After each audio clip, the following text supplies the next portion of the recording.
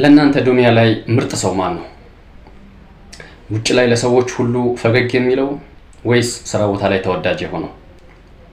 ብዙዎቻችን ውጭ ላይ ስንሆን መልካም ተጫዋች እንዲሁም ደግሞ ትዕግስተኛ ለመሆን እንጥራለን።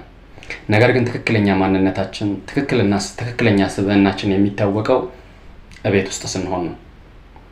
ተወዳጁ ነቢዩ ሙሐመድ ሰለላሁ ዐለይሂ ወሰለም ምን አሉ? ኸይሩኩም ሊአህሊሂ ወአና ኸይሩኩም ሊአህሊ።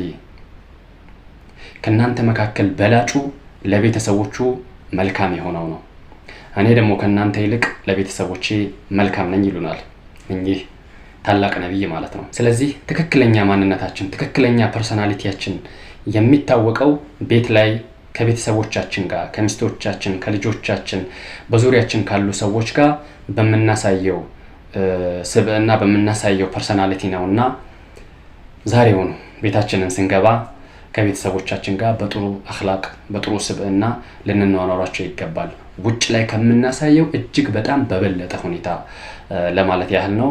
ወሰላሙ አለይኩም ወራህመቱላሂ ወበረካቱሁ።